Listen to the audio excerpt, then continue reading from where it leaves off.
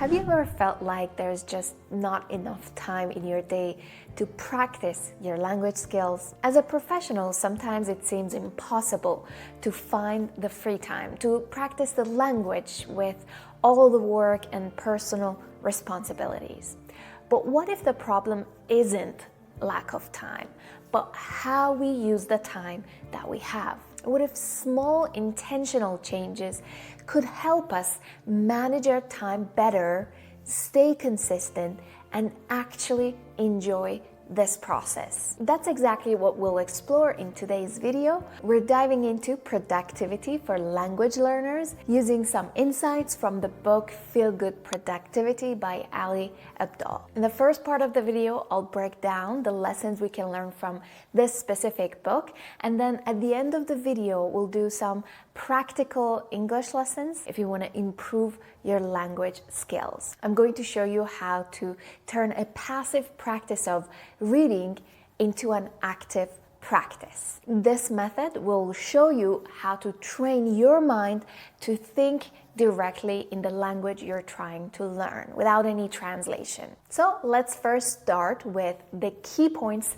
from this book. I really like this book because it looks at productivity in a holistic way.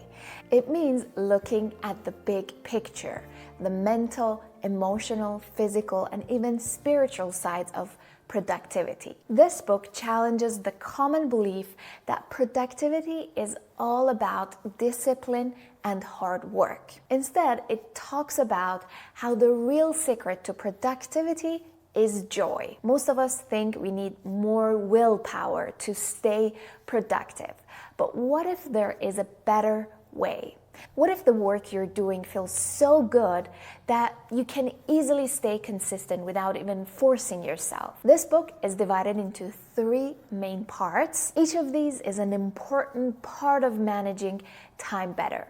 It's not only about quantity, but also about quality of the time we spend doing something. And this method can help us not just in life, but also in improving our language skills. So let's see how we can make this journey easier and more enjoyable. Our energy is an important part of managing time effectively. If we don't have enough energy, even if we have the best method or strategy for learning, we won't get the result we want. I'm sure you've experienced this. Forcing yourself to study when you're exhausted or bored is not productive at all. So what should we do to increase our mental energy? How can we make language learning fun? Well, by following your curiosities in life in that language. We all have this ability to enjoy learning and growing. We especially feel excited about learning when it helps us achieve our goals, like getting fit, making money, or traveling, and so on. So what is it that you love to learn about at this stage of your life? If something excites you, you'll naturally want to do it more often. So combining what you're curious about and the language you want to learn together can help you improve both at the same time. It's also a more effective way to learn the language because you use the language as a tool for a bigger purpose. For example, I'm very much interested in learning about how our mind works, about human behavior, and practical psychology, because I believe learning about these will not only help with personal growth, but also professional growth. So I always follow these curiosities in English, and recently I started doing them with Italian. Another way you can make it fun is turning it into a game or even a personal challenge. For example, if you're a beginner, you can use apps like Duolingo. For increasing your vocabulary, you can use flashcards or use apps such as Anki. And then challenge yourself to learn, maybe 5 words per day. By finding ways to enjoy the journey, you'll feel more energized and want to actually continue with the practices. And sometimes you don't even notice the fact that you're studying the language. Why? Because you get lost in the learning or game playing. So let's get to the second part of the book, unblocking obstacles. So imagine you're on your path to improve, for example, your speaking skills. You're going to encounter some obstacles that are going to slow you down or block you on your journey. Even if you're motivated, some things will get in the way. Here are some of the things that can affect your productivity. The hardest part of doing anything is getting started. And that's also true when you want to practice your language skills. Think of it like pushing a heavy car. Getting it moved takes effort, but once it's moving, momentum makes it easier to keep going. The same goes for language learning. If you don't schedule time for it, you'll keep postponing it for tomorrow or later. One of the reasons people make faster progress in language classes is that it's set on their calendar, so they have to show up and practice. If you're learning on your own, you need to create that structure for yourself. And to make it easier, use this technique. Instead of saying, I need to study for 1 hour and create resistance in your mind, just tell yourself, I'll watch one short video. I just read one single paragraph. I'll memorize only 5 words. When you see that it's a small task, then you're more likely to actually start. And when you start, you'll often find yourself getting in the flow, and before you know it, you see that you've been studying or practicing for 1 hour. So the key is just starting. Now let's go to the next obstacle. Have you ever wasted time because of feeling you're not ready yet? You keep thinking, okay, I'll start my speaking practice when I know more words or when I know more grammar. So you keep convincing yourself that you need more practice before taking action. But here's the truth. Waiting for the perfect moment is what's actually slowing you down. The best way to learn is by making mistakes and improving as you go. No one speaks perfectly from day one, and that's okay. The sooner you let go of perfectionism, the faster you will grow. So instead of waiting to be perfect and ready to start practicing speaking, just do it with making mistakes. And that's how real progress happens. Once you remove these mental blocks, you can use your time more efficiently. So learning also feels easier. This brings us to the third part of the book, sustaining progress. Starting strong is great and a big step, but the next piece is sticking with it. The secret to a long-term success is making language learning a natural part of your routine. But how can you do that? First, you need to make it personal. So find your why. What's your reason for learning? Travel, career growth, meeting new people, or something else? Having a strong purpose keeps you motivated even when progress feels slow. Then you need to track your progress. If we don't pay attention, we won't notice our progress. Seeing little improvements makes you feel more energized, so you need to be able to see and feel that you're moving forward. So try keeping a journal of the new words or using apps to track your daily practices. In this way, you can visually see that you're moving ahead. And finally, take it slow. Manage your speed. Don't try to do too much at once.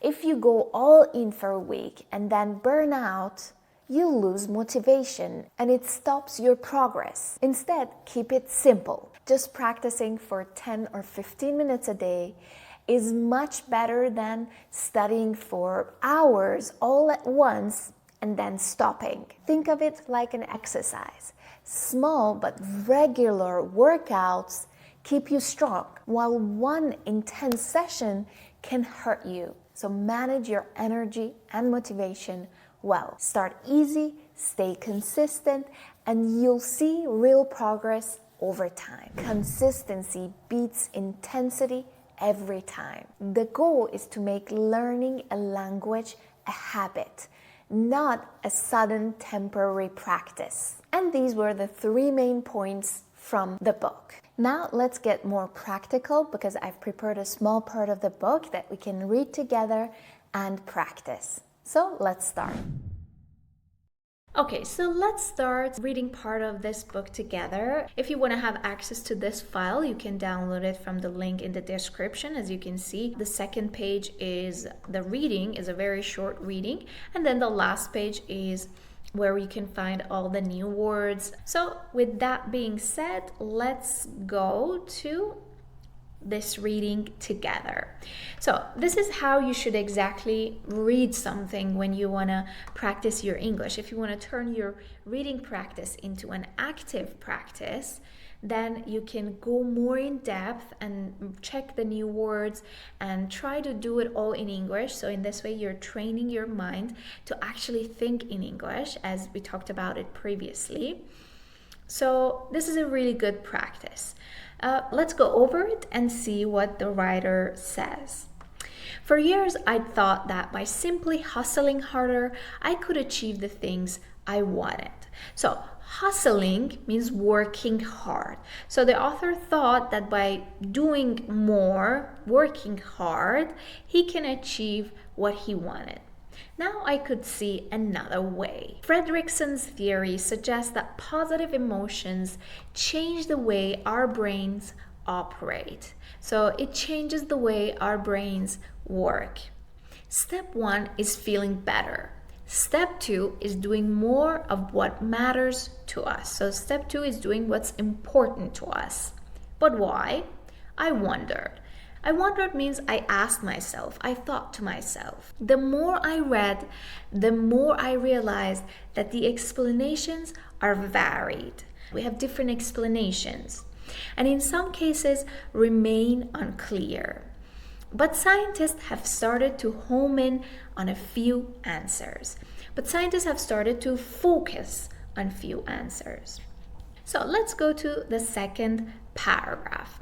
So one thing that you can do is when you read books, you can try to guess the meaning of the words from the context. You don't have to go and check all the words and try to see what they exactly mean. If you can guess the meaning of the word, that's perfect. Let's try to see if we can do it. First, feeling good boosts our energy. So from this context, what do you think is the meaning of boost? Think about it. So feeling good boosts our energy. Can you guess the meaning? If you could, let me know in the comments section. I just want to know how it is. So it simply means feeling good increases our energy. Most of us have felt an energy that's not strictly physical or biological. Strictly here means not only physical or biological. One that doesn't come from sugar or carbohydrates. It means it doesn't come from what we eat, but from a mix of motivation, focus, and inspiration. It's the energy you feel when you're working on a particularly engrossing task. It's the kind of energy that you feel when you're working on a very exciting or interesting task, or when you're surrounded by inspiring people, or when you're around inspiring people. So it means that this kind of energy doesn't come from what we eat, but it comes from the kind of activities that we do, or the kind of people that we have around us. So it's more emotional. This energy has many different names. It's been labeled as emotional, spiritual, mental, or motivational energy by psychologists. So it means psychologists have different names for it. Zest, vitality, or energetic arousal by neuroscientists. And neuroscientists, the people who study the brain and neurons, give it the name of zest, vitality, energetic arousal. So these all mean having a high energy. So they are all synonyms, but we're using just different words to talk about the same idea. But if researchers can't agree on what to name it, they've agreed that it makes us focused, inspired, and motivated to pursue our goals. So look at this sentence. So here we have the word agreed on. As you can see, it's in bold. In a previous video, we talked about this idea of memorizing collocations, and they are very important for being able to think directly in another language. As you can see in this text, we have them all in bold. For example, agree on. We need to memorize it like this. So agree on something. Agree with another person. So I agree with him. If you memorize the collocations, then it will be easier to think directly in English. For example, come from, mix of, surrounded by. So these always go together, and memorizing them and highlighting them can help you to think directly in English. They've agreed that it makes us focused, inspired, and motivated to pursue our goals, to follow our goals. So what's the source of this mysterious energy? Mysterious means unknown, something that we're not familiar with, because as we saw, people had different names for it. The short answer: feeling good. Positive emotions are bound up with a set of 4 hormones. So positive emotions are connected with a set of 4 hormones: endorphins, serotonin, dopamine, and oxytocin, which are often labeled as the feel-good hormones. As you can see, because the words were very technical, the author chose feel-good hormones for all of these 4 names. All of them allow us to accomplish more. So these feel-good hormones make us do more. All this means that these feel-good hormones are the starting point of a virtuous cycle. Virtuous cycle is the kind of cycle that one positive thing leads to another, then that one into another positive thing, and then it becomes a cycle of all positive reactions. And it's the opposite of vicious cycle. When we feel good, we generate energy, which boosts our productivity. So we already talked about the word boost. Do you remember what it means? Okay, great. So when we feel good, we generate energy, which increases our productivity. And this productivity leads to feeling of achievement, which makes us feel good all over again. So it is pretty much explaining this cycle. When we feel good, it generates more energy. Then that energy increases our productivity. And then when we have a higher productivity, we feel better and then generate more energy. And then this becomes the cycle. I hope you enjoyed reading this together. Now let's go to the last part of the video. So should you always read books like this in detail? Well, it depends. If you're in the mood for a deep practice and want to turn passive reading practice into active learning practice, then yes. But do you have to do this all the time? Well, no. As we said, try to make it fun. Doing even a small 5-minute reading practice is better than doing nothing. The way I do it is simple. I read the book and try to guess the meaning of the words that I don't know. So I only look up the meaning of keywords that are essential for understanding the idea in the book. But if you're feeling energized and motivated, you can read a shorter paragraph but go more in depth in that one small paragraph. These kinds of in-depth practices can really speed up your language learning journey. But remember to manage your energy well. And that's all for today's video. Let me know if you enjoy these kinds of videos where we also practice English together through reading a book. If so, I'll make more of them. Now, my question for you. Do you enjoy reading books about personal or professional growth? What are you curious to learn about in life? Let me know in the comment section and I'd be happy to read them. Thank you so much for watching and see you in the next video.